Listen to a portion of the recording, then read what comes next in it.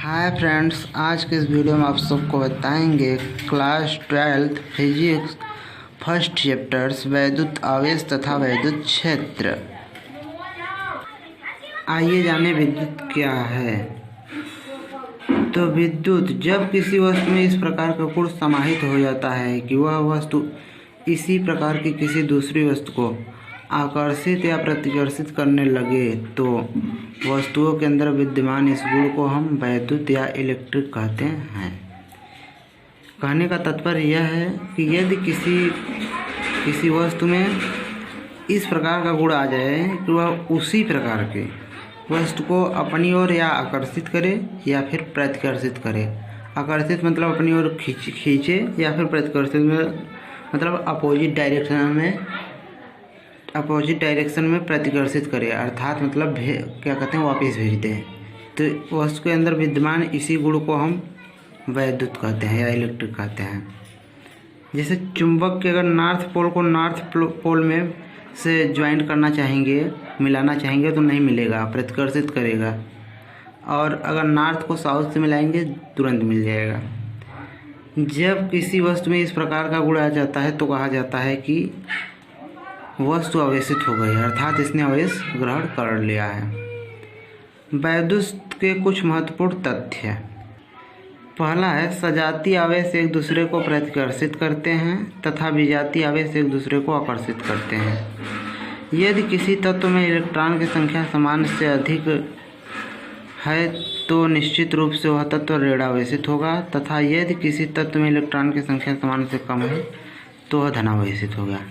क्यों? यदि किसी तत्व में इलेक्ट्रॉन की संख्या सामान्य से अधिक है, अर्थात अधिक क्यों रहेगा? क्योंकि वो अन्य तत्व से इलेक्ट्रॉन लिया रहेगा तो वह क्या होगा? ऋणावेशित होगा, अर्थात उधार लिया रहेगा।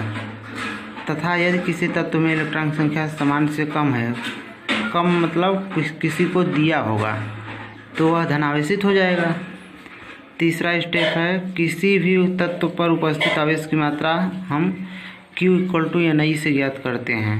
यहाँ पर N ग्रहण किए गए या त्यागे गए इलेक्ट्रॉनों की संख्या है और इलेक्ट्रॉन एक इलेक्ट्रॉन का आवेश है। इसका मान 1.6 × 10⁻⁻19 कूलाम होता है। दाता पर धन और ग्राही पर ऋण आवेश होता है। चौथा नियम है। पांचवा, किसी भी तत्व सामान्य अवस्था में वैद्युत रूप से उदासीन होती है जबकि किसी तत्व के बाहर से ऊर्जा दी जाती है, घर्षण या गर्म। जैसे घर्षण या गर्म करके किसी भी तत्व में बाहर से ऊर्जा दी जाती है।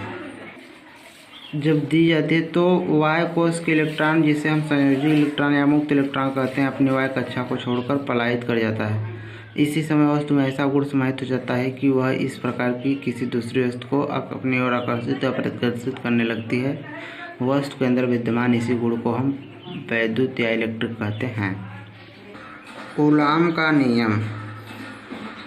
दो बिंदु आवेशों के बीच कार्य करने वाला वैद्युत आकर्षण या प्रतिकर्षण बल दोनों आवेश पर उपस्थित आवेश की मात्रा के गुणनफल के समानुपाती होता है तथा यही आकर्षण या प्रतिकर्षण बल दोनों के बीच की दूरी के व्युत्क्रमानुपाती होता है। कूलाम के नियम में यह कह रहा है कि दो बिंदु आवेशों के बीच कार्य करने वाला बल आकर्षण या प्रतिकर्षण बल दोनों आवेशों के में उपस्थित मात्राओं के गुणनफल के समानुपाती होता है। तो ठीक है, तो बल बराबर हो जाएगा, तो दोनों पर आवेश है Q1 Q2, तो इसके समानुपाती मतलब इस तरफ, ठीक है, इस प्रकार का हो जाएगा। यह प्रोपोर्शनल Q1 Q2 तथा उनके बीच की दूरी के व्युत्क्रमानुपाती होता है। तो यहाँ पे यह प्रोपोर्शनल 1/r² हो जाएगा। ठीक है, दोनों समीकरणों को मिलाने पर ये समीकरण बनेगा। यह प्रोपोर्शनल Q1 Q2/r², यह इक्वल टू, तो यहाँ एक कांस्टेंट आ जाएगा कि इसे कहते हैं स्थिर वैद्युत बल नियतांक Q1 Q2/r²। जबकि हम K की वैल्यू जानते हैं 1/4πε0 और K की वैल्यू होगा 9 × 10⁻⁹ न्यूटन प्रति मीटर स्क्वायर सेकेंड स्क्वायर।